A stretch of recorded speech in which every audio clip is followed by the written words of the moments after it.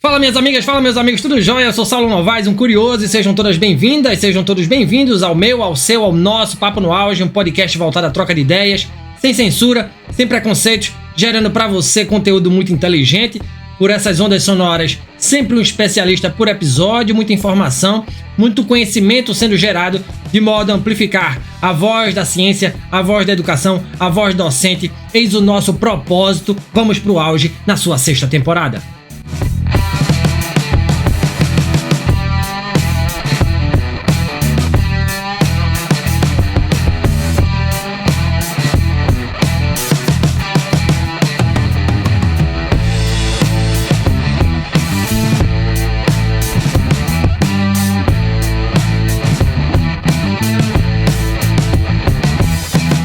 Nos últimos anos, a ciência tem feito avanços incríveis, tornando computadores mais inteligentes e eficientes.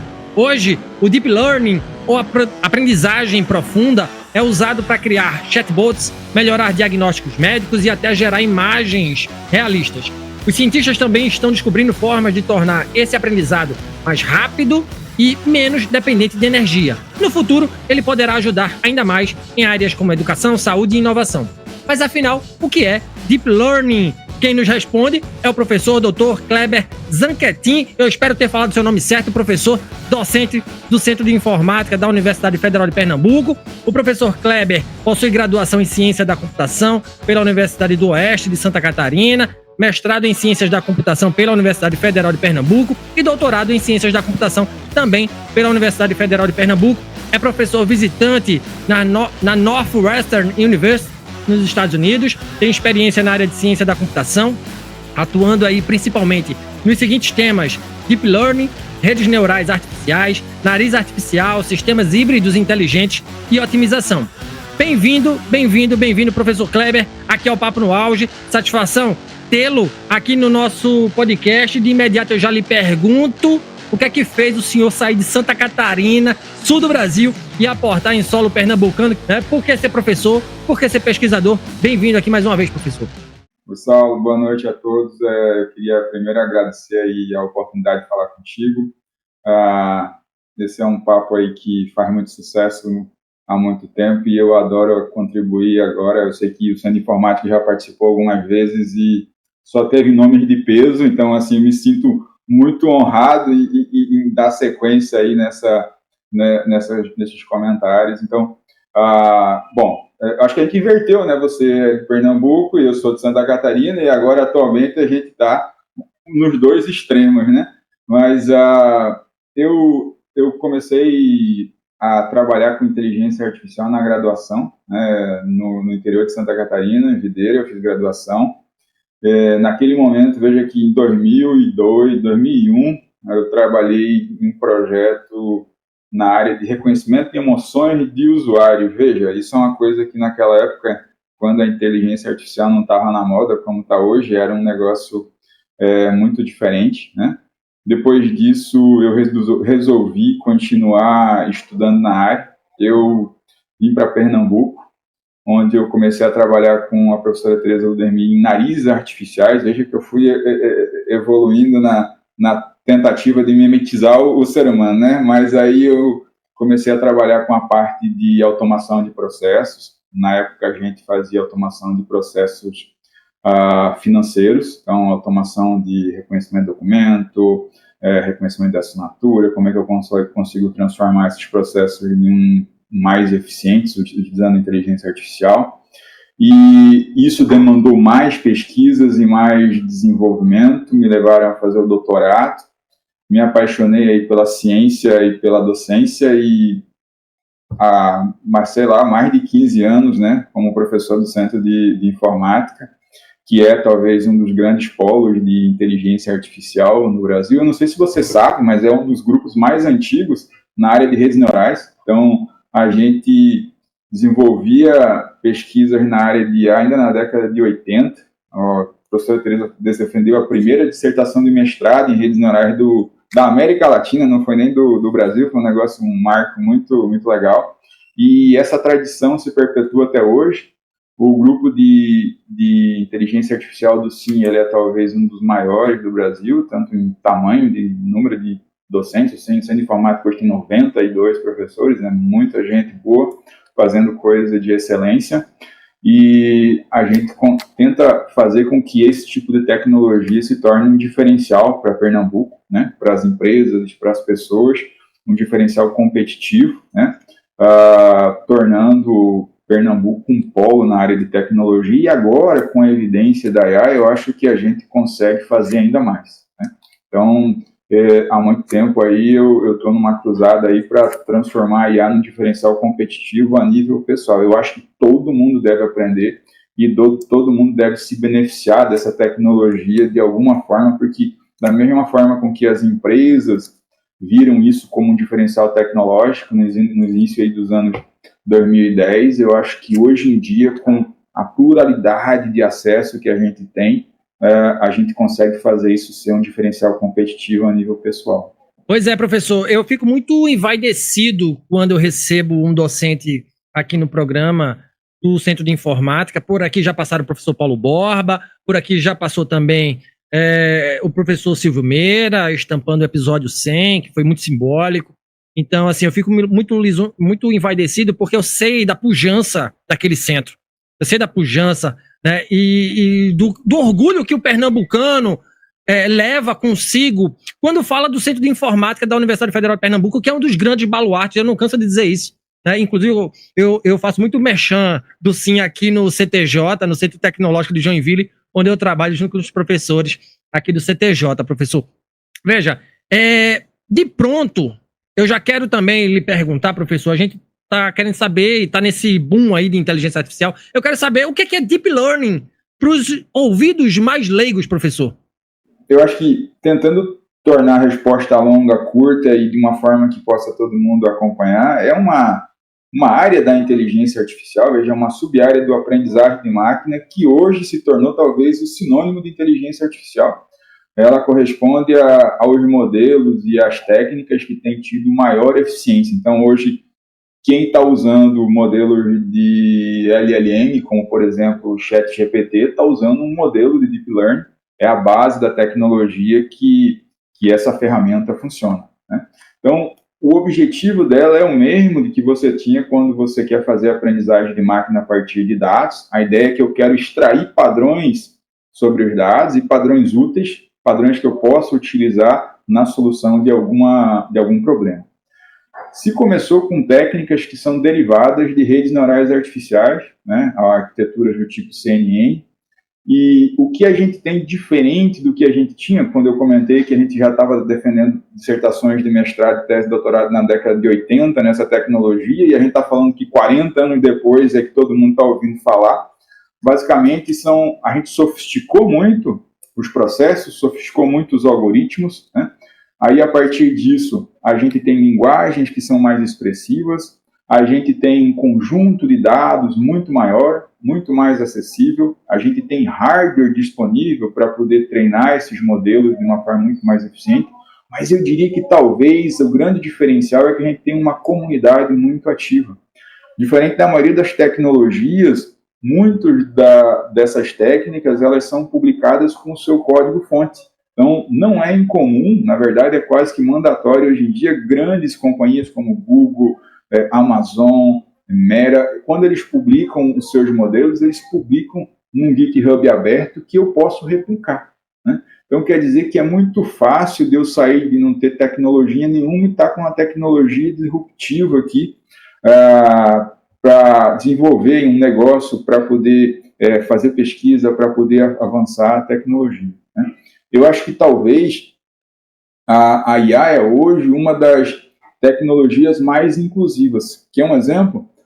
Hoje, a OpenAI tem mais ou menos 400 milhões de usuários semanais, né? Se você somar OpenAI com o ChatGPT, o Gemini do Google, o Claude, o DeepSeek, mais ou menos 5% da população do mundo tem acesso a uma tecnologia disruptiva que é a mesma para qualquer país do mundo, em relação ao que um grande pesquisador de um laboratório de ponta nos Estados Unidos ou na Europa tem. Então veja que o poder de inclusão que você tem, na medida que sem ter investido muito em pesquisa e desenvolvimento, eu consigo ter acesso a uma tecnologia base que grandes laboratórios ou grandes empresas podem estar usando. Então, eu diria que você não consegue falar isso da maioria das tecnologias de alto desempenho, né? Normalmente, elas são bem restritivas e hoje eu consigo que mais ou menos 5% da população no mundo consiga acessar esse tipo de tecnologia de forma gratuita. Eu acho que esse é um diferencial muito grande e é isso que a gente precisa fazer com que as pessoas comecem a usar. Eu acho que a grande cruzada que a gente tem agora é como é que a gente desmistifica os potenciais dessa tecnologia, como é que a gente faz com que as pessoas aprendam a usar e como é que a gente faz com que elas transformem isso em um diferencial competitivo na vida delas, para o trabalho, para o estudo, para desenvolvimento tecnológico, para empreender. Eu acho que esse é um diferencial muito grande para todo mundo. Muito bem, muito bem, muito bem, muito bem. Veja, dada a crescente sofisticação de modelos de deep learning, como o GPT, o Gemini, é possível dizer, professor, que estamos aí redefinindo o conceito de inteligência, presenciando essa evolução avassaladora de IAs. A gente pode dizer que elas têm consciência, são capazes de criar coisas, né? A gente está discutindo aí criatividade. Como é que as máquinas aprendem e se até então isso era um atributo dos animais, hein? Essa é uma pergunta muito recorrente e que gera até muito medo, né? Todo mundo fica perguntando se em algum momento a gente vai ser dominado por esse tipo de tecnologia. Veja, eu não sou um especialista em singularidade, que é mais ou menos o que você está comentando, que é quando a tecnologia se torna tão próxima do comportamento humano que a gente não consegue, de alguma forma, né, ela está tão inserida. Eu acho que hoje a gente tem uma inserção tecnológica muito grande, os modelos estão entregando resultados fantásticos do ponto de vista de desempenho, que há 10 anos era inimaginável, mas se você olhar do ponto de vista de como é que um modelo de LLM funciona, que talvez é a tecnologia que está em maior evidência e está entregando os melhores resultados, ele aprende tentando prever a relação entre as palavras e tentando prever a próxima letra. Então, assim, a próxima palavra. Então, se eu tenho uma frase, eu coloco algumas palavras nessa frase, ele vai tentar inferir sobre qual seria a relação estatística entre essas palavras para poder adivinhar essa palavra. Seria escolher a palavra estatisticamente mais relevante para ser colocada nesse contexto. Então, esses modelos são treinados com um volume absurdo de informação. Então, eles têm uma capacidade de recuperar essa informação treinada muito grande utilizando esse tipo de estratégia. E a gente sofisticou muito esse processo, que torna eles muito eficientes do ponto de vista de recuperar a informação, que é mais interessante, e também fazer com que a gente consiga, né, gerar informação nova com base nisso. O que acontece? E eu acho que todo mundo já testou um pouco dessa tecnologia, se deparou com esse tipo de coisa. Na mesma medida que eles dão resultados fantásticos para alguns prompts, eles também dão resultados extremamente irrelevantes ou até irrisórios em relação a outros. E isso vai de acordo com a forma como eles são construídos, né? Então, esse tipo de estratégia, talvez eu diria que não está próxima de entender o que está acontecendo, né? Quando ele faz o raciocínio sobre algum tipo de informação. Mas eu acho que, assim, tem muitas pesquisas indo em direções bastante interessantes e, assim, é evidente que a gente vai evoluir numa velocidade muito rápida nos próximos anos, né? Mas, dado que esses modelos são probabilísticos, você sempre vai ter, de alguma forma, resultados que são incorretos, até porque eles são treinados em um universo de informação e, com mais representativa essa informação, melhor vai ser a sua saída, né? O que me preocupa nesse universo todo é que, na medida que a gente tem tecnologias que são extremamente eficientes, quando a gente quer colocar isso para rodar na prática, para resolver problemas do mundo real, às vezes tem se gerado muitas frustrações, né? Então, saiu um relatório agora da AWS, que é a Amazon, né? A AWS Cloud, no qual ela avalia a maioria dos projetos de IA generativa, que envolve esse tipo de tecnologia que a gente está falando aqui, que rodaram no cloud deles, e desse universo de projetos, que é uma quantidade enorme de projetos, dos que saíram da prova de conceito até os que entraram em produção, a gente só tem 6%. Então, o que me preocupa é que se 94% desses projetos por algum motivo não estão dando certo, por melhor que seja a nossa tecnologia, ela pode gerar um descrédito. Então, esse é um problema que eu acho que a gente tem que interessar, como é que a gente consegue fazer essa tecnologia fantástica, resolver o problema do mundo real de forma eficiente. Eu acho que esse é um grande desafio que a gente ainda tem. Tá? Então, eu acho que a tecnologia está cada vez mais entranhada na nossa realidade, os nossos sistemas estão cada vez mais conectados. Hoje em dia, infraestruturas críticas não são mais só infraestruturas governamentais, as infraestruturas de empresas também estão rodando tecnologias críticas. A gente tem que estar preocupado do ponto de vista de desempenho, mas tem que estar preocupado do ponto de vista de segurança, explicabilidade, robustez. E eu acho que, assim, respondendo a sua pergunta, é um caminho sem volta, até porque essa tecnologia tem resolvido problemas. Então, assim, não tem como a gente, de alguma forma, desistir de utilizá-la, porque o benefício é claro. O que a gente precisa tentar entender é como é que eu uso essa tecnologia de forma eficiente, de forma robusta, de forma transparente e de forma justa, né? Eu acho que é esse o ponto que a gente precisa, de alguma forma, resolver ainda, né? Pois é, além disso, a gente tem que resolver também outras questões, porque IA está tão em alta que está gerando briga. Está gerando briga entre duas grandes potências, né? A gente tem visto aí a atual corrida entre Estados Unidos e China pelo domínio da IA, que tem sido comparada à corrida espacial do século XX. No entanto, diferentemente das tecnologias espaciais, a IA pode ser replicada e disseminada globalmente.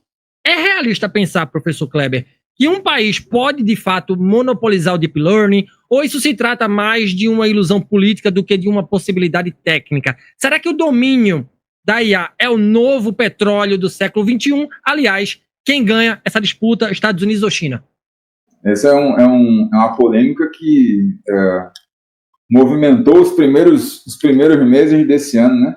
Assim, uma coisa curiosa que eu acho é que, assim, a gente, ou a maioria das pessoas, tinha até uma postura mais ou menos ingênua, eu até diria, acreditando que a China não teria nenhum modelo ou arquitetura que, de alguma forma, se aproximasse ao que estava sendo desenvolvido nos Estados Unidos, né?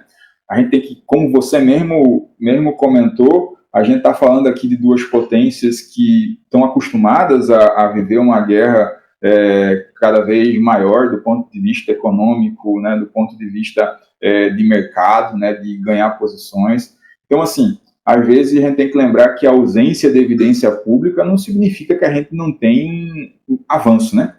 Uma coisa é certa, eu acho que, assim, essa disputa não se limita ao desenvolvimento de APIs ou ao desenvolvimento de tecnologia aí de IA. Eu acho que, veja que isso é uma fração. Você tem que entender que o verdadeiro impacto está onde? Robótica, veículos autônomos, aplicações militares, sistemas de comunicação, saúde. Então, essa é uma tecnologia que pode impactar de forma bastante positiva em todos esses pontos. E aí, o que vai acontecer? De certa forma, a gente tem tecnologia sendo desenvolvida em cada um dos lados, né? Também eu acho que é ingênuo acreditar que ninguém vai usar a tecnologia chinesa por conta de alguma bipolaridade que a gente possa ter. Eu acho que não existe nada mais capitalista do que usar a tecnologia que seja mais barata, né? Então, assim, eu acho que essa disputa, ela na verdade, né, por uma geopolítica. Eu sempre digo que a tecnologia, ela está se tornando cada vez uma ciência política, né? Ela sempre foi, mas agora ela está em mais evidência, porque ela está impactando a vida das pessoas, e o usuário final, ele gosta da tecnologia, está vendo as vantagens, e de certa forma isso se tornou a moeda da vez, né? Então, acho que essa geopolítica aí, e também a geopolítica da inovação global é que está em xeque. Eu acho que isso aí tem a crescer mais. E aí você vai me dizer quem é que vai ganhar ou quem é que não vai ganhar. Eu acho que, na verdade, com toda essa movimentação do tabuleiro aí no início desse ano, quem ganhou foi o resto do mundo, né? Não sei se você percebeu, mas o que a China fez ao colocar um modelo como o DeepSeek num domínio público, praticamente, porque ela gerou isso num modelo MIT, né, que talvez é o mais permissivo, fez com que vários pesquisadores ou vários países que estavam, de alguma forma, impossibilitados de competir por conta de que a gente tinha restrições muito grandes de hardware, voltasse para o tabuleiro do jogo, né? E aí soluções mais eficientes podem começar a surgir dessa disputa. E eu acho que isso é uma coisa bastante interessante. Muito show, professor. Veja, o próximo tópico aqui é sobre regulação. Eu lembro que o ano passado eu entrevistei a professora Dora Kaufmann, que é da PUC de São Paulo, e ela fala muito no LinkedIn sobre inteligência artificial, ela é colunista da Época de Negócios, enfim. E ela falou que é favorável, sim, a uma regulação, a gente precisa regular a inteligência artificial aqui no Brasil. Já existe um burburinho a respeito disso, né? Alguns países têm imposto restrições severas ao desenvolvimento e uso de inteligência artificial, alegando segurança nacional. Mas isso é uma medida legítima para proteger suas populações ou um pretexto para ampliar o autoritarismo digital, restringindo aí inovações, professor? Será que a gente deve limitar o desenvolvimento dessas tecnologias por precaução, como defendem alguns especialistas, ou seguir uma abordagem laissez-faire, apostando que a sociedade se adapta naturalmente? Você sabe que eu participo de um grupo de trabalho do Ministério Público Federal nessa direção, né? Como é que a gente pode, e estão bastante preocupados também em como é que, como se posicionar, porque veja que essa é uma tecnologia disruptiva, como eu disse, ela está gerando diferencial tecnológico ou diferencial competitivo, que é ainda talvez mais interessante, porque quando é diferencial competitivo, ele gera vantagens econômicas, né? Então, o que eu penso é que essa é uma tecnologia muito parecida com outras tecnologias disruptivas que a gente já enfrentou, né? Então, veja que a gente tem outras tecnologias que são tão benéficas ou tão prejudiciais quanto essa. Veja que a gente tá vivendo aqui no mundo agora da tecnologia, meio que uma dualidade, né? A IA, ela é ao mesmo tempo uma tecnologia muito boa e muito próspera, mas ela também pode ser utilizada para atacar ou com malefício para a sociedade, né? E tem duas corridas, né? Você tem aí grandes empresas e grandes nações desenvolvendo a melhor IA possível, mais avançada, mais autônoma, que possa entregar os melhores resultados.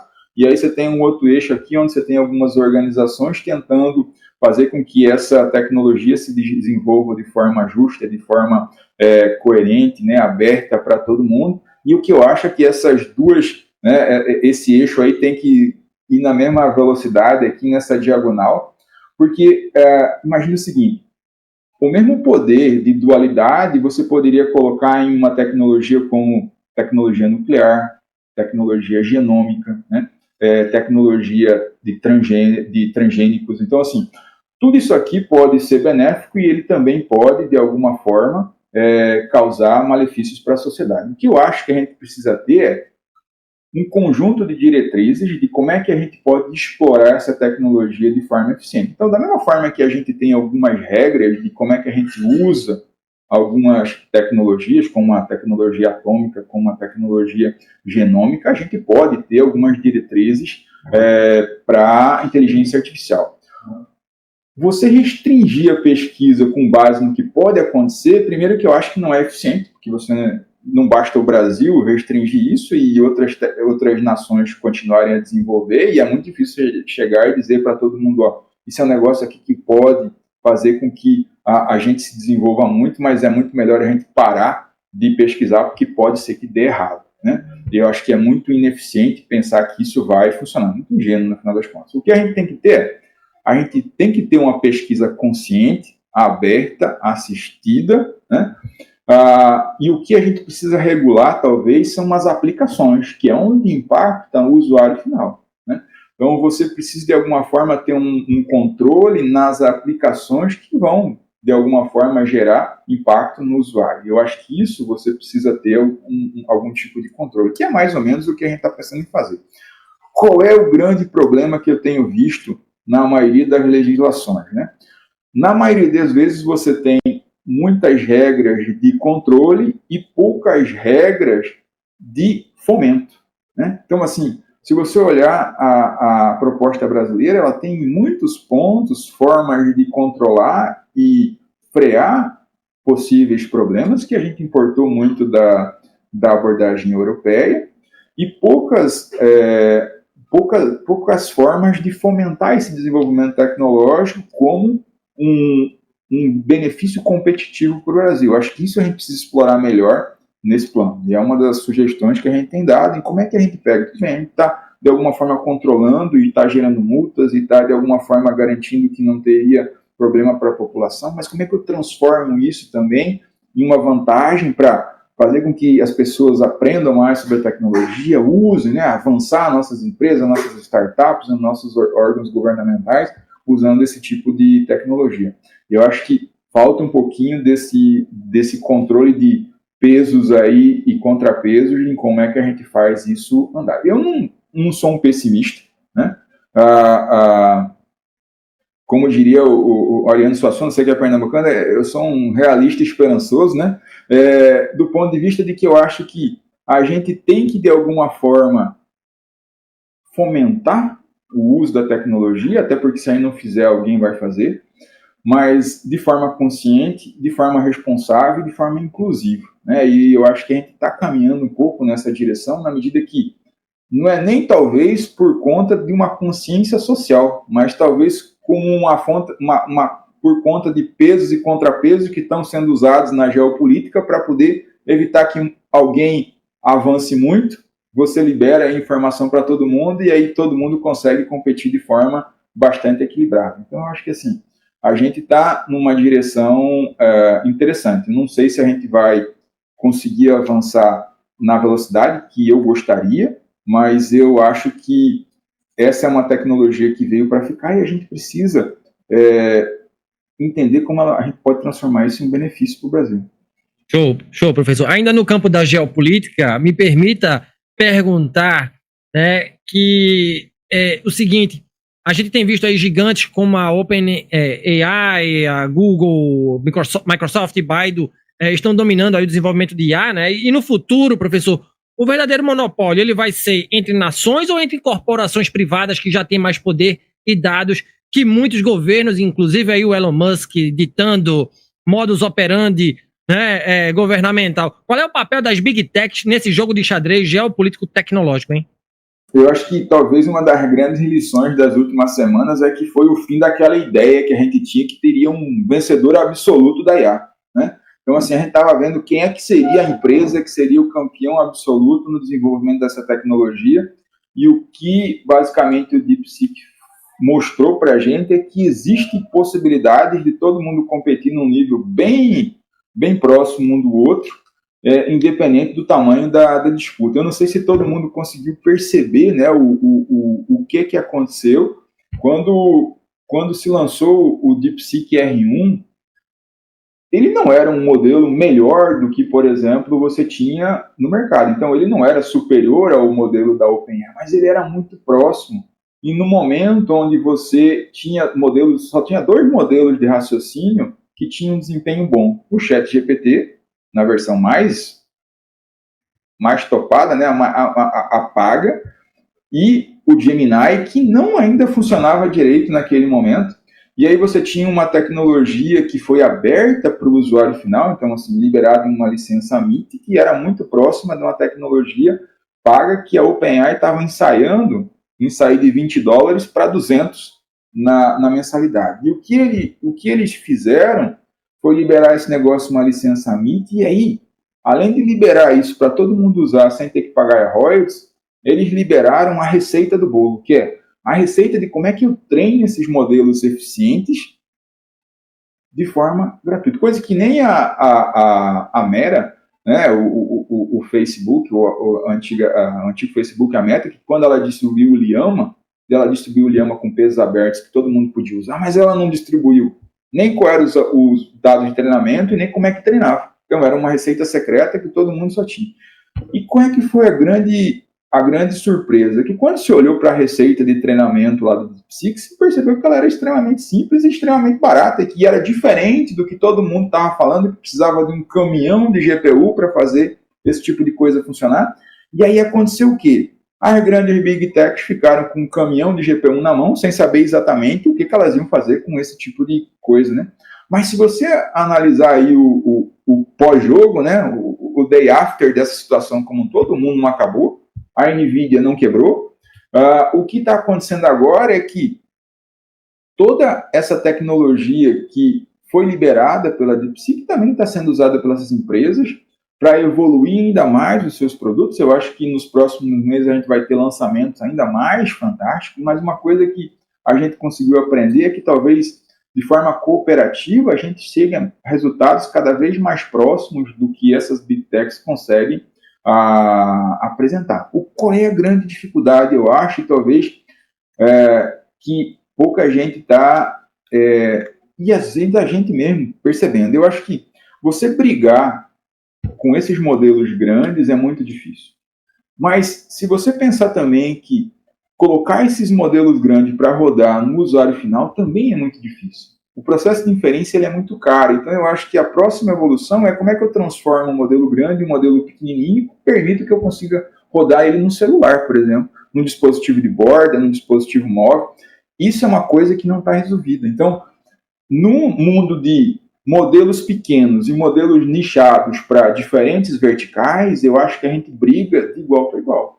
E eu acho que talvez esse é um dos pontos que a gente deveria explorar mais. Em vez de a gente tentar construir uma Big IA nacional que fala português, talvez a gente devesse investir em pequenos modelos verticalizados que pudessem resolver problemas das nossas empresas. Eu acho que isso é uma coisa que a gente geraria mais diferencial competitivo com o mesmo recurso. Né? Como é que eu resolvo o problema da saúde? Como é que eu resolvo o problema de mobilidade? Como é que eu resolvo, de alguma forma, o problema de acesso a serviços? Usando esse tipo de tecnologia menor, que a gente pode ter hardware.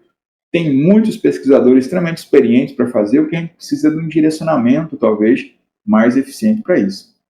Professor, que massa ouvir o senhor. Veja, em cima dessa sua última fala, faço a minha última pergunta, e é um tema que me causa um frisson. Eu sou servidor público no nível operacional, e a discussão é, daqui a quantos anos eu vou ficar obsoleto? Tá? Esse é um questionamento que entre nossos pares a gente sempre faz. Tá? E eu queria saber do senhor o seguinte, com modelos de deep learning cada vez mais eficientes em automatizar tarefas intelectuais e criativas, profissões de alto nível estão sendo ameaçadas, né? E aí o argumento de que novos empregos serão criados é válido ou estamos caminhando para uma era de desemprego tecnológico massivo? Para onde caminham essas novas tecnologias baseadas em IA, professor? Veja, eu concordo que você tem um nível de automação hoje que você nunca teve. Então, eu, por exemplo, veja, profissionais de mais alto nível, normalmente eles se envolvem em várias atividades que vão desde a gestão, a você, de alguma forma, pensar de maneira mais global, e você perde um pouquinho de tempo para programar, por exemplo. É uma tarefa que eu gosto muito, mas, assim, à medida que você começa a dar aula, participar de projetos, fazer pesquisa e se envolver em outras coisas, você não consegue mais ter o tempo, porque programar é uma atividade que toma tempo e outra atividade que você precisa de prática. E hoje você, com esse tipo de ferramenta de automação, você pode pegar um profissional muito qualificado para poder fazer esse tipo de atividade. Então, os comentários que você está fazendo são extremamente relevantes, porque o que talvez um júnior faz hoje, um modelo de LLM pode fazer, e um sênior ele vai, de alguma forma, desenhar essa arquitetura, essa solução e corrigir a falha que o LLM vai ter ao gerar esse código que o júnior geraria. Qual é o contrassenso dessa lógica toda? É que em algum momento esse sênior vai se aposentar e você não tem como materializar um sênior sem ele ter passado de júnior e ganhado experiência prática para se tornar um sênior, né? Então, assim, esse é um problema que a gente talvez tenha que resolver, mas, assim, eu gostaria de citar um exemplo bastante curioso. Tem uma fintech sueca chamada Klarna, que ela propagandeou aí por muito tempo, no final do ano passado, que ela ia cortar a maioria da parte da força de trabalho dela para substituir por inteligência artificial, e mostraram que isso gerou um retorno bastante interessante, economia de custo, desempenho se manteve estável, né? Mas de uma forma bastante curiosa, agora em janeiro o CEO dela estava falando no X, né, no antigo Twitter, de que eles tiveram uma epifania agora, e que como todo mundo agora o mundo era baseado em IA, e eles achavam que devia se valorizar os humanos, eles estavam recontratando força de trabalho para fazer comunicação com o cliente sendo humano e não sendo com inteligência artificial. Então, basicamente, ele estava desfazendo tudo que ele tinha feito de forma anterior, né?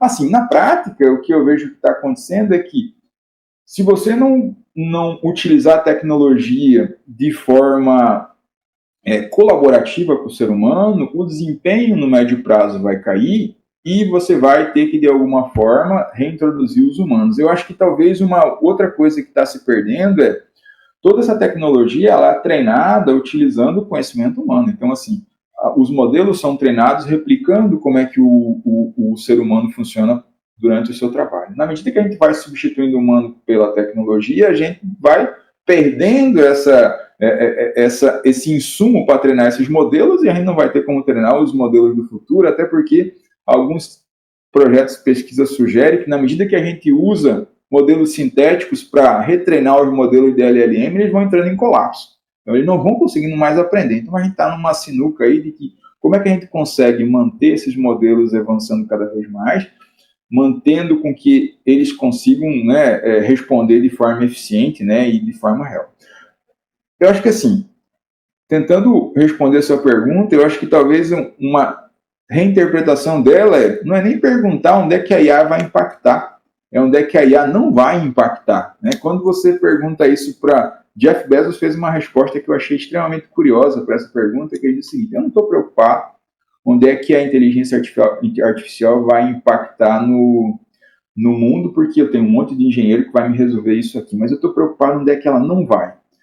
Do ponto de vista corporativo, que é o universo que ele vive, ela não vai impactar na relação entre as pessoas. A forma como a gente faz negócio, do ponto de vista de confiança, que eu tenho que lhe entregar o melhor produto, eu tenho que lhe entregar de uma forma eficiente, tratar bem o meu cliente, ela não vai mudar. Então, assim, eu acho que a tecnologia ela vai aumentar as capacidades humanas na solução de problemas e a gente vai aprender cada vez mais a como ser eficiente usando esse tipo de tecnologia. Então, assim, eu não ficaria talvez muito preocupado nos empregos que vão ser substituídos, porque todo o processo de automação, ele de alguma forma substitui alguns empregos, mas gera outros problemas cada vez mais elaborados, que precisam de pessoas mais especializadas. Então, assim, eu acho que o que a gente tem que fazer é garantir que toda a nossa população ela esteja preparada para esse tipo de tecnologia, entenda como ela funciona, porque também não é mágica, né? Você não coloca lá um negócio na entrada e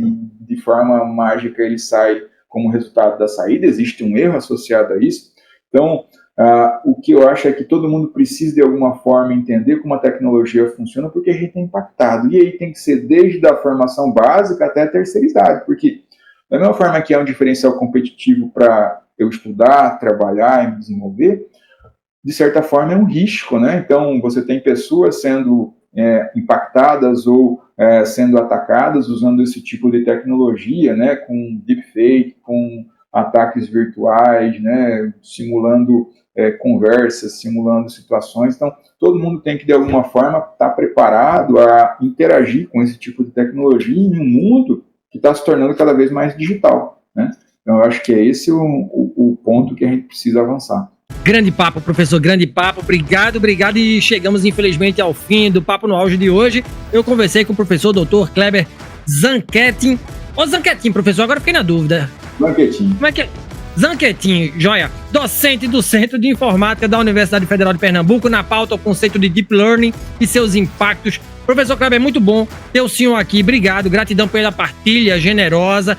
Quem quiser trocar ideias com o senhor, onde lhe encontrar, quem quiser saber mais sobre o conceito de Deep Learning, o que ler, muito obrigado. E eu sei que a Universidade Federal de Pernambuco está criando o curso de graduação em Inteligência Artificial, que é o segundo do Nordeste, porque o primeiro é ali da Universidade Federal do Rio Grande do Norte. Eu já entrevistei, inclusive, o pessoal do Instituto Metrópole Digital, né?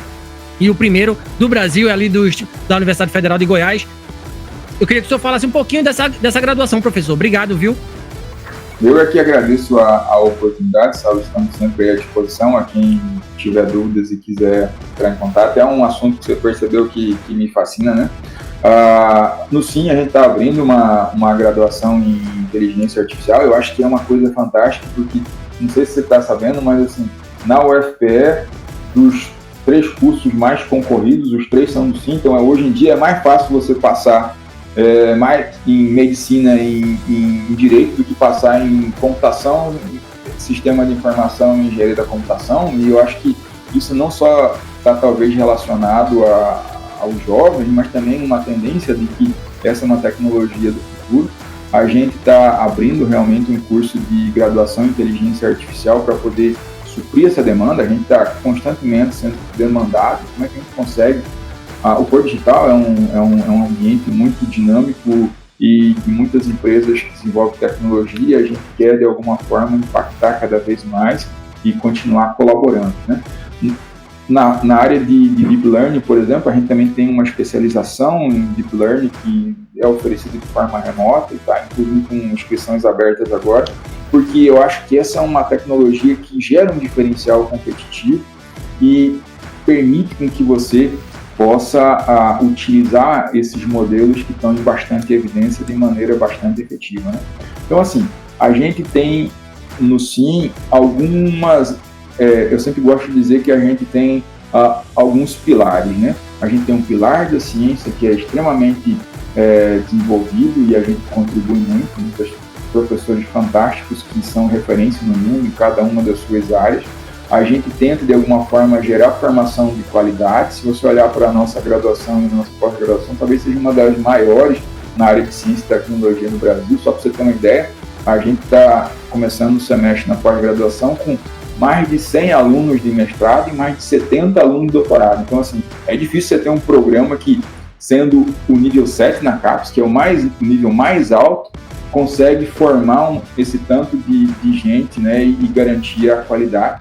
E tem uma outra vertical, é como é que a gente consegue fomentar o empreendedorismo e a conexão com a indústria. Então, assim, a gente tem programas, tem empresas que fazem projetos com a gente há mais de 20 anos de forma ininterrupta. Então, assim, é uma forma de a gente conseguir dar a nossa contribuição aí para a sociedade do ponto de vista de gerar competitividade e avanço. Muito show. E quem quiser encontrar o senhor, como é que faz, professor? O que é que pode ler? Enfim, dá mais detalhes para a gente. Dá um e-mail para mim, eu estou muito aberto a responder, né? No cz@sim.fpe.br.